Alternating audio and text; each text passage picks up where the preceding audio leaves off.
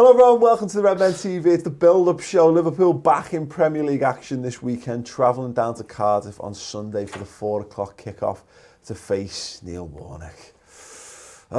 Neil Warnock. Ross Chanley, hi. Yeah, from last night. So. A little bit, you can see it in my blurry eyes. We were joking about this. We just finished recording the Final Word show from the Porto game.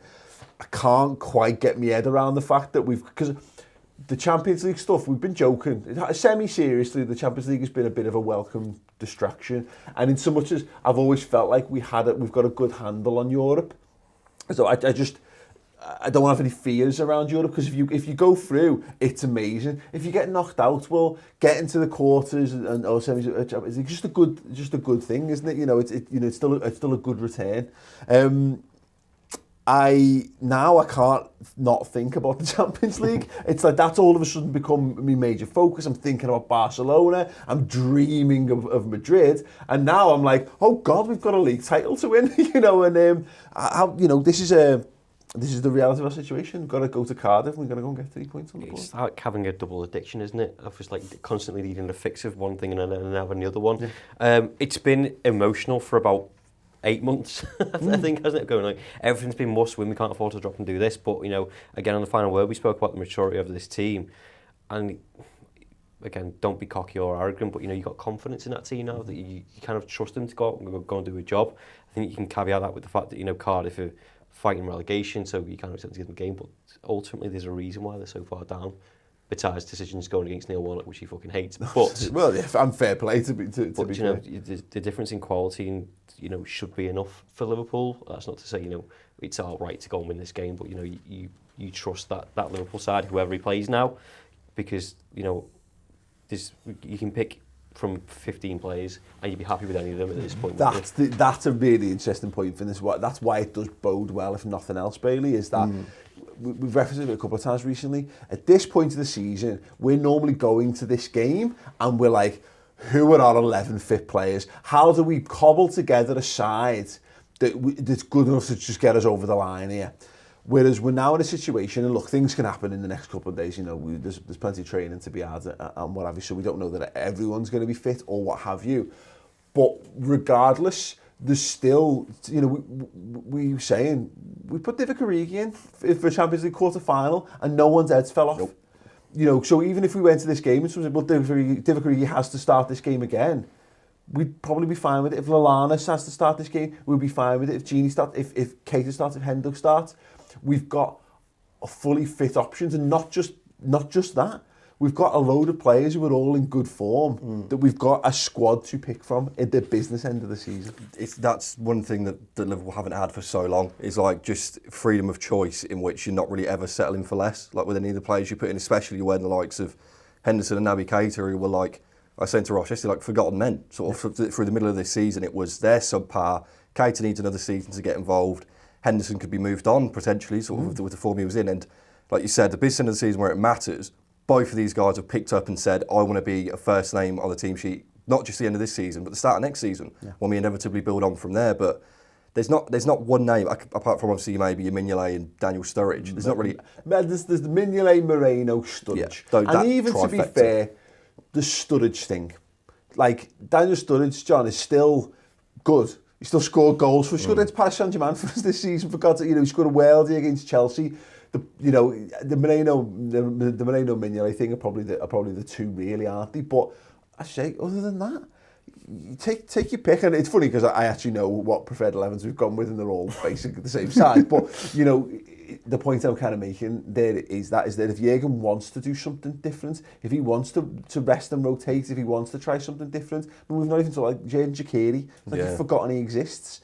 We could play, there's like 3 different formations we could play, and there's about 15 or 16 different lads we could put in, and largely not have a significant drop-off in quality. You want to be able to change and rotate your squad and pick your team from a position of strength, and you're never going to have a better position than having most of your team fit and firing. And they're all fit, which is the first thing, it's the most important thing. But also a lot of the lads, Origi had I'd say a an indifferent first half last night, but by and large, his cameos this season have been really good. So all the lads we've got on the bench, maybe short of Shaqiri, are in a bit of form as well. So, whatever team he picks tomorrow, at the weekend, where, if it doesn't work after 20 or, gives it to the half-time thing, whatever, he can start thinking about, well, okay, I've got him, do I put him there and move Salah out wide or whatever. Having those options this late in the season is not something that any other manager, I think, in the division at the minute's really got, other than maybe Guardiola. Yeah, no, absolutely. And it's the Jordan Henderson thing, Ross, it's mental. You go back 4 games and it was just ums and ahs and the groans that we've heard from the usual suspects around Jordan Henderson. And now we're looking at it now. We're people are saying he's not getting games in the Champions League because Klopp doesn't think he's good enough to. We're now resting him in Champions League games because he's become so very important to us, and he's playing like an absolute man reborn. He's playing like a man who is actively out to avenge the us falling short in 13-14. Yeah, it's mad the evolution of this team just from last season in a short space of a year. You talked about depth there. We got to a Champions League final last year, but we played the same 11 for the remainder of the season. Yeah. Now we've got those options, and it's credit to Klopp, his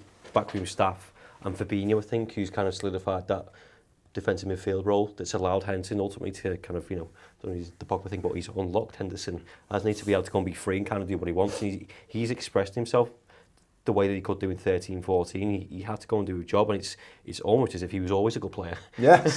Yeah. But he had a job to do. It wasn't the prettiest job. It was a shit job. It's the same thing that Gini does that still gets the credit for. Yeah. And he's, we always talk about... Gini gets the credit for it because... He shoves his arse into someone. Well, yeah, but we bought him as a winger. And, he came as a winger to Liverpool, and then we played him in a box-to-box, all these great. And then in the biggest game of our lives in the Etihad last season, in the quarterfinals, we played him on his own in the 6, and he absolutely handled it. I think, he did it in the derby as well, didn't he, around that? And he managed to handle it, and we've loved him kind of ever since. Whereas, Jordan Henderson doesn't get it because, well, his middle name's Brian, and he's from Sunderland. I think, and because he didn't hit the ground running his first year, there's always fans who were going to, there's an older generation of fans who were on his back. Same way with the Lucas thing. You'll just never win some people over. But he was 13-14, and around that era, he was fucking class. I'd still maintain the reason we never won is because he got sent off against City, and we missed him that much. But, he's been unleashed into a position that he can do, and it's credit to him as well, because he's under so much pressure as the captain. I think the biggest problem he's had, which is true that he could beat him with, is consistency in his form, which is the odd game where he has been subpar in that defensive midfield role, but maybe that's a tactical thing where he's kind of been overrun and his performances haven't been good enough. Now he's changed his role and hitting form at the same time. I think the captaincy thing is and the role that he's kind of playing Bailey is important, because he's got that. You've got to try and prove yourself. You're trying to prove yourself in the hardest position to prove yourself on the field. And now, look, I'll caveat that with Fabinho hasn't had any problems convincing us that he's really good in it. But again, he just looks like an absolute natural born fit for that role on the pitch for us. But Henderson's being given the reins to do it, to empower himself to go and take it on. When he's been playing with it himself. We've seen he's had the pass, he's got the range of passing in him and what have you. You just don't get the thing that made Jordan Henderson was always his engine. It was always his work rate. It was always the willing runner. He was always the support. It was getting around the pitch. But he wasn't allowed. The thing that made him, he wasn't allowed to do from that position. And now we're getting into a point in the season now where he just looks like he's loving his football. Yeah, no, I completely agree. And I think with Jordan Henderson is like we've all on this show all said that we really like Jordan Henderson. You're always caveating that with sort of, he's just reliable, he does his same job, he does his job fine. Whereas now, it was always the other players that came out and said, he's the captain because he does everything he does behind the scenes. He's so good behind the scenes. We've never been sat here looking to counter the arguments of Jordan Henderson's fucking shit with, no, he's not, he's world class. Yeah. None of us have ever been picking that sword up and running into that battle. All we ever wanted was to just sit down in the middle of the battlefield and have a little go and go, he's fine, isn't he? He's all right, isn't he? He's a perfectly serviceable footballer. But actually, funnily enough, I'm still not going down that end. But he's getting to show that he's better than fine. That's what I mean. Yeah, it's the fact that we were caveating it with all of the players behind the scenes really like him as a captain. So well, something must be right. But now he's come out, scored 1 goal and 3 assists in his last 4 games. Yeah. And he's come out and he's proven to people why he's the captain. And it's so nice for me that it happened to him. Like, because this team's full of passion players. You see how much it means to the club. But when Jordan Henderson scored that goal against Southampton, that was a cut above. Like, the level that meant to him. He's been through 3 managers at this club. He's the longest serving servant still here. Yeah. And it would be a dream come true if he could lift just a piece of silverware with his football club. Great football club, are littered with lads who weren't the best in the absolute world on their given day, who were an integral part of those good sides, helped make those sides tick, but they weren't the one that sold all the shirts. You know what I mean? That Man United side that dominated in the 90s was all about Eric Cantona for those couple of years when they became the dominant force.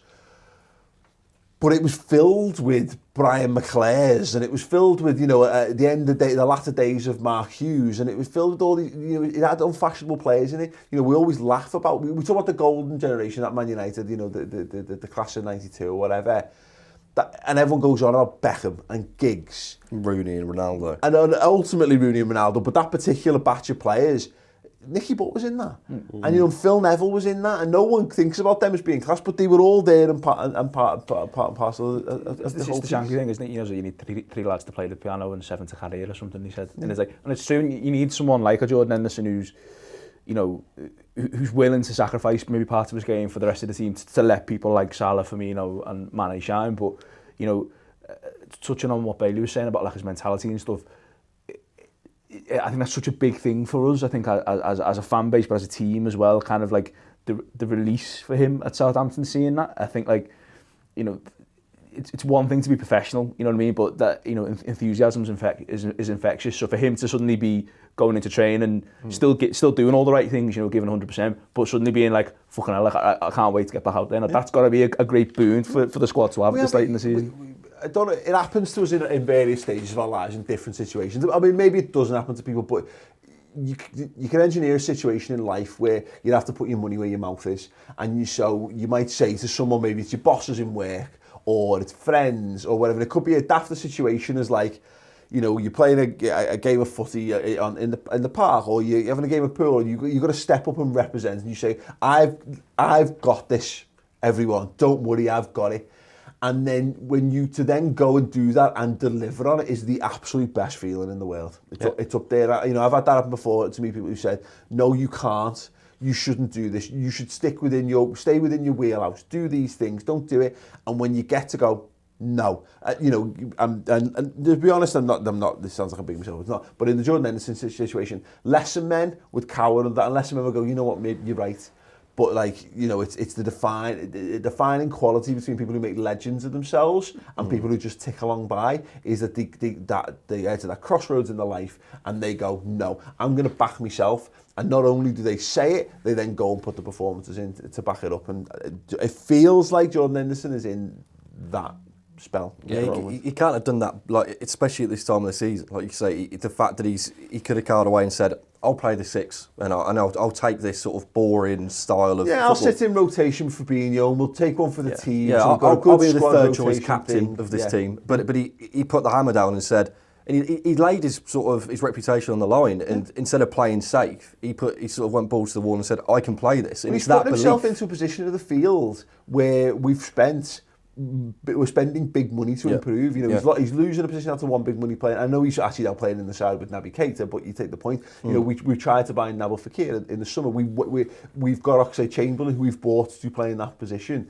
If there's a good chance that, having missed out on Fekir last summer, we will still go back in for someone this summer and spend big money on getting a guy who can do that. So he's just entered an area of the pitch where, if you want to play for Liverpool, you've got to get goals and assists. There's a lot of footballers out there who haven't got the ability to do that at the top level. I think the more man you mentioned there, Nabil Fekir hasn't helped him at all, because everyone was so focused on him and done research, watched YouTube videos, gone, there's a creator, and then Jordan Henderson wasn't doing that. But we also changed our style system completely. So I always recently, by past week, have rephrased what Klopp said to you, attack wins your games, defence wins your titles. But he's had a job to do, and I think when you get caught up in it, you can't process the thought of people that are already there, might have been there for 3-4 years, are still able to develop. Yeah. So, you know, name me one person that starting, you know, 11, 12, 13, 14, that hasn't developed under Jurgen Klopp. He's done it himself. Yeah. And people go, again, the creative side of things, people wanting to be the Gerrard of pinging balls left, right and centre. He doesn't do that because his job in the six was to break down play, recycle it and pass it to someone else. And then free kicks and corners. But then it's the wingers that are the creators, or the fullbacks, sorry, that are the creators, and that's not his job. I think Carragher's point on it on the footy, Monday Night Footy this week, where he said, like, you know, you know, everyone's kind of saying about he's gone to the manager and said, I want to do this and this. It wasn't that. It was the fact that he come on, he brought him off the bench, and he's proven him right. You know, it goes back to what you're saying about the sensible thing. You know, he's played for 3 different managers, and you know, 4 if you include England as well with Southgate, who all back him and all say, and you know, and Gary Neville backing Carragher up on him, and I've chambered him. He's a phenomenal professional, great footballer, great talent. You know, there's a reason he's in the team. There's a reason he's around the squad. There's a reason, you know, out of everybody, you know, who was in the squad at the time when Gerrard went, that they said he's the captain. You know what I mean? And like I say, I think we've all asked as, you know, as supporters of him, you know, people who enjoy him, say we're not trying to say he's world class. We're just trying to have a sensible chat about him. But it's opportunity, isn't it? And that's the thing. Sometimes you don't get the opportunity to prove a point one way or the other. And I think of it's like the FSG out stuff, because there's a lot of actually crossover in the people who are still into the FSG out and people who like Jordan Henderson. Is that you've got to kind of see the bigger picture, and you've got to wait for a plan to kind of bear out, and things don't always have to stay the way that they are. And I remember when the early days when we were selling, we were letting Pepe Reina go and Dirk Kuyt go, and it looked, and we were going, it's an asset strip, and it's like, it feels like that, but because effectively we've got loads of lads who are earning far too much money for the talent that they have and what they're able to deliver on the pitch, etc., etc. So we had to strip it all back, and then we had to build it up again and go from there. And now we're at a push where no one really questions Liverpool's ownership anymore, because why would they? Yeah, why would you do it? And that's because we had to wait for things to drop into place, because you can't do it all in one go. Sometimes it's not within your power to fix things overnight, and as much as we demand that from modern football, because the 24-hour news cycle, because we need to have the answers to every question, because we can get the answers to every question within 3 seconds at the palm of our hands, we demand everything instantly, and sometimes things take a little bit slower, a little bit longer to come to the boil. Modern Liverpool fans, or the modern minge bag Liverpool fans, the Twitter football fans, etc., would have hated Jamie Carragher. Jamie Carragher would never have been a Liverpool player if it was down to Twitter. Steven Gerrard would have done their heads in. They would, you know, he's injury prone, don't back him, blah blah blah. There's so many things that we now accept as being boss, because they were allowed to grow into being boss. And that's, you know, it's something that we need, a balance we need to strike better, a bit more trust that we need to bring back into our lives. There is, and there's always a ton of revisionism as well. It's weird with the Henderson thing, because I think, you know, people were saying, you know, the comparison maybe to Lucas, that like there's some people you're never going to win over. But I think most people now, if you asked about Lucas, would say, kind of like, what a servant. And it was the same thing with Kuyt. Loads of people didn't like Kuyt when he played for us, and now he's fucking brilliant. And, you know, and it'll probably will happen with Henderson. And that's Luis Garcia, people hated Garcia. Hated Garcia, because he was just dead. He just turned into trouble. He'd give the ball away constantly. But now you get to look back at him and remember his goals and look at all the good things he did. You're right. Revisionism's the funny thing is that nostalgia plays a massive part, and that's the thing I've always been saying about this squad and some of these players. If Liverpool, the finals that Liverpool have gotten to, in one game of football, you can just lose one game of football. If we'd won any of those finals along the way, these lads, Jordan Henderson would have been captain in, like, you know, a captain of 3 pieces of silverware or whatever in his time. Like League Cup, Europa League, Champions League. And he'd be down there, because like people don't, there's a generation, we could go, Phil Neal was class, but I don't know, I never watched Phil Neal week in, week out. I couldn't tell you how good he was, but I unilaterally accept him as being medal winner. Because they were serial medal winners for Liverpool at the time. Anyway, Cardiff. It's all well and good, I think, we got through the last 3, Ross. We talked about them being our really tough spell. City now entering their now right in the midst of their really, really tough spell. It's all for naught, that thinking, if you can't go and put Cardiff to bed. There's no point in Hugo Lloris throwing one in. There's no point in a late turnaround at Southampton. There's no point in getting putting that great performance in against Chelsea if you then can't go away to Cardiff and get the business done. No, it comes back to mentality again of this team. We did it against Fulham, and just so many scenarios that have happened where, you know, this Liverpool team just come back and go, actually, we're not having this. Yeah. Southampton being one of them, you know, Burnley, Fulham, Tottenham, again, you know, even the Champions League stuff of going, Porto are a really good side now. No, right, 4-1, please. Thanks very much. You know, Cardiff, again, I said before, you know, the battling relegation, I think the result against Brighton may have helped our case. I think there was arguments for both sides, but, you know, if you look at the fixtures that they've got left and the fixtures that Brighton got left, you kind of fancy Cardiff to kind of come out of it. And it's not going to be a case where they'll take the foot off the gas and think we can afford to lose to Liverpool, but they will fancy getting points from the remaining fixtures that they've got. And Brighton have got Wolves away, Spurs away, Newcastle home, Arsenal away, and City at home.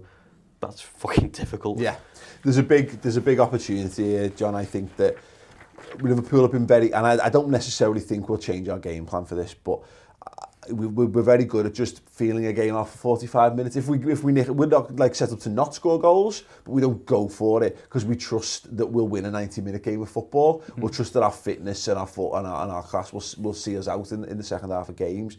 There is a value in this one of trying to get this one early and put to bed, because Cardiff will be up for the fight. You know, old Colin Wanker will have them up for it big time. If we give them a sniff, I think, you know, that they'll fight tooth and nail for this. But there'll be no expectation on them. This is not 3 points that they're looking at as a banker or looking at as guaranteed for survival. It's nothing but a bonus. We could do with just shutting the door on that. You get a couple of goals in this, and that's, you know, I think they'll start to be thinking about the battles they've got that lie ahead. Yeah, very much so. I think, like, you know, the ideal result for us, like you say, is for us to go score a couple and you know, after 20 minutes, 30 minutes, the game's a non-contest. But, you know, people like Warnock and Dyche, the narrative they want to sell, you know, in any sense, in any game of football is, you know, plucky Cardiff, plucky Burnley, whoever, you know, taking on this team and all this money and stuff and all these resources, and we've done them 1-0 by being resilient, and that's we can't play into that, and I don't think we will. You know what I mean? I don't think there's much danger of that, but it's in a weird way, I think it might always be like a bit of a relief, this game, because it's like you say, it feels like such a different challenge compared to some of the stuff we've had to do, you know, where we've had to fight tooth and nail for some of these games. It feels like it's one where we can go out and just go, look, we're just better than you, and you know, with the best will in the world, you know, this is a championship level squad and we're just better, and, you know, fair enough. Yeah, fingers crossed for all that. Right, you'll have seen by now, of course, that Liverpool's home shirt for the 2019-20 season is out. It's right there. I really like that. As ever, I mentioned this in a few different places. You can get it. You can obviously pre-order it right now. We have an affiliate scheme with Liverpool, which means that we get a little bit of dough when you order it through our link. We'll put the link in the description underneath. And it basically makes Ross look like he's doing a really good job as well. So do it for Ross. Do it for Chandler. Do it for Ross. Absolutely. Get commission this year as well. What?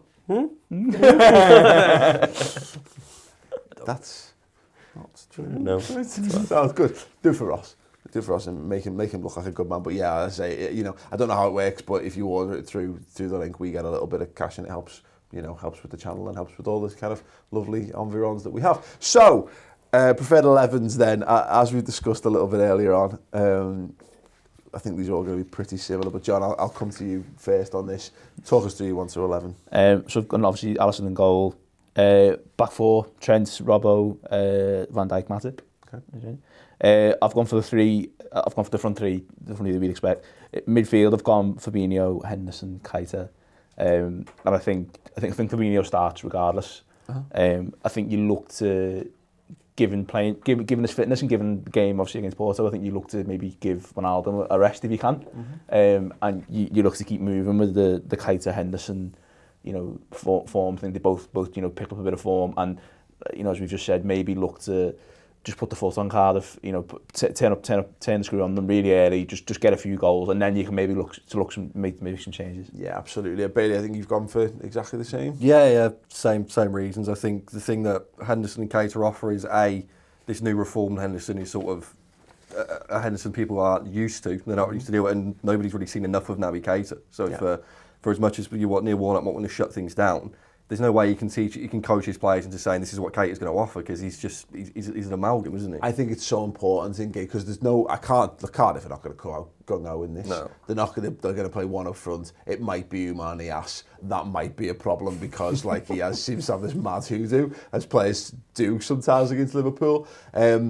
they're going to park the bus to the best of their ability, and you need lads who can support the attack in that regard. We're going to need to be able to keep it tight at the back, you know, to guard against any moments of stupidity, but getting bodies up and to support the 4-3, that's how we're going to break things down. We did it really well when we shifted to 4-2-3-1 earlier on in the season. We were grinding out wins in these type of games.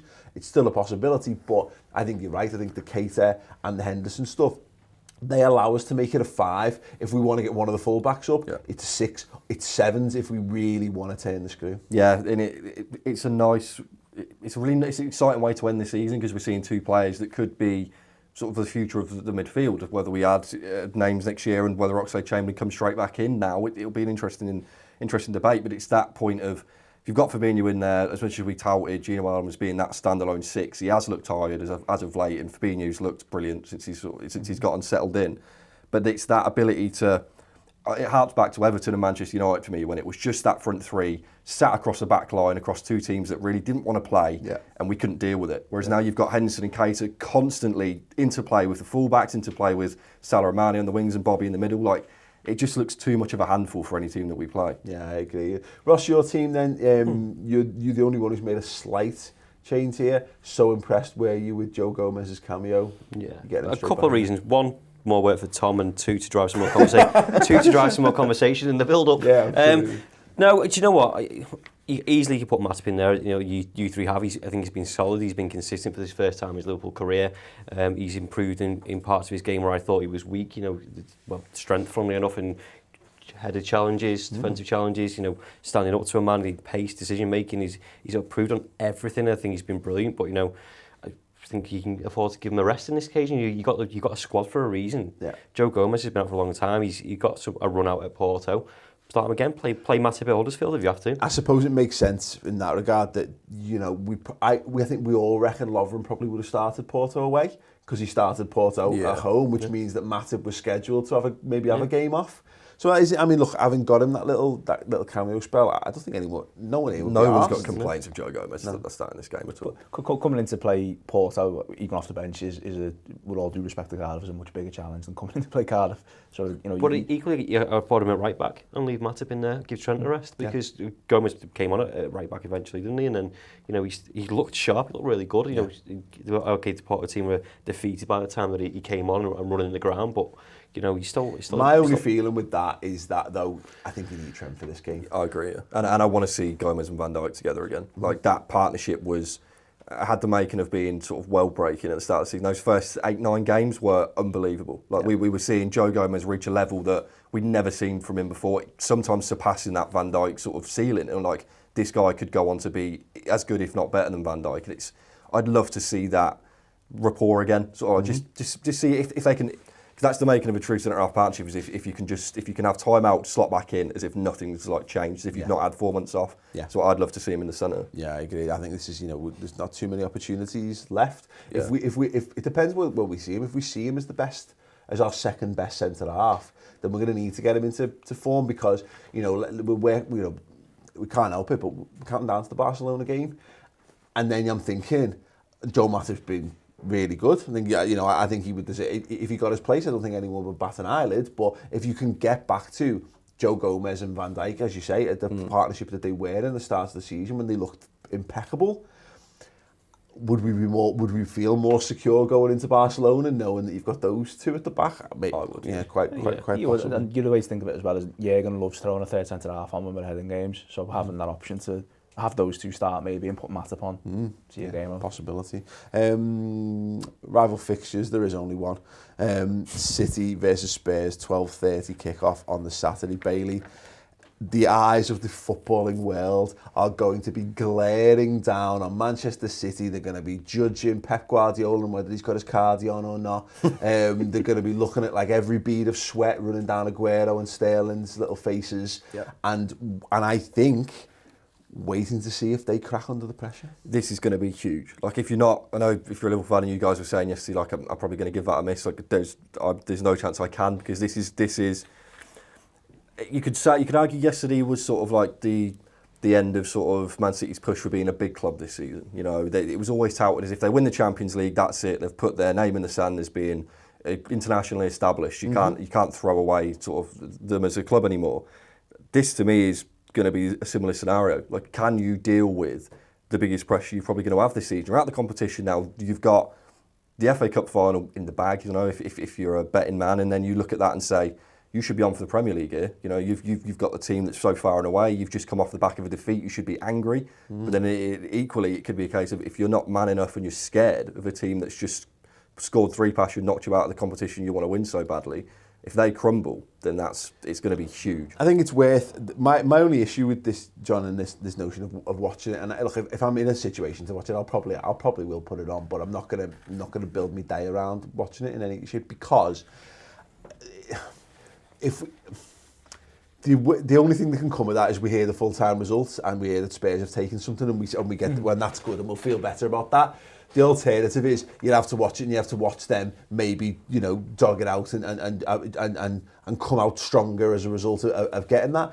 My thinking on this is that I know people are already writing that Man United game off because everyone now thinks Man United are shit, because that's the way it goes. Yeah, they are. It's still true enough, but I still think there's that. I still think that's another one, because they're gonna have a massive thing to prove, and they'll be more physically fitter and in a better condition for that, of course. And I still think they've still got Burnley away, and I know Burnley will have nothing to play for at that point, but it's still... And they play a day after us now as well. You know, so we've got all those things. I don't think everyone should put all their hope and stock in this, but this is what it is. This represents a very good chance for City to drop points. No, it does, and I think we run the risk maybe of doing Spurs a disservice and saying, oh, it's City's title to lose. Well, Spurs, top 4 for them is not guaranteed yet. I mean, they've definitely got one foot in being there next season, but for them, having that new stadium finally being there, getting to the semis for the first time, all as important as that is for them this season, it's all for naught if they're not doing it again next year. Spurs are going to have to. The thing is, you historically drop more points around your semi-finals because you've got to put so much into that. We saw it. We played Everton, didn't we? I think around those times. You can't take focus. I wonder whether there's something in Spurs' mindset that says we're going to have to give all our focus to the Ajax game from next week. So if we can just go and get those 3 points now, could be absolutely massive. Get them on the board, and then we can turn our attentions to giving the semi-final everything. No, I think that plays a big part in it, and I think we do a disservice to Spurs to, as much as they've got a smaller squad than City have, we do a disservice to them to say that they're not fit. Yeah. And Chris was saying, last week that actually being off them might be a blessing in a sense of it means they can just play with pace up front, which I think is an important point. But they've just had a massive game against them, and absolutely run the legs off the pair of them. But I'd put more money on Spurs recovering from that well, because that's how they play football. You know what I mean? City aren't used to... City don't play well in the last 15 of games. They're used to controlling possession from the off and just pinging the ball around. And they can't really do that in this game now. They need to go out and get a result. They need to be front foot. And that's when Spurs are going to go the full distance in terms of the 90, but also going to be good breaking them on the counter. So it's a good point. And they said, when I was watching the game... against whoever they played at the weekend in the Premier League, they were like, one of the commentators touted sort of, it's not heavy metal gung-ho football like Jurgen Klopp, it's like keyhole surgery. Like you don't notice it, but they definitely make a mark. But even if you take your alliances aside away from this game and you say, right, City have got 3 points, just watch it for a game of football like that. Yeah. That game of football yesterday, as we had it on, 5 goals in the first half. I agree. From a neutral perspective, and you can promise that you're not going to get too downbeat about Liverpool's league chances if it doesn't go our way, then it's going to be a hell of a game. Ross, what do you think the Liverpool score is going to be at the weekend? 3-0. Ooh, go on, Bailey. 3-1. 3-0. 3-0. Yeah. 2-0.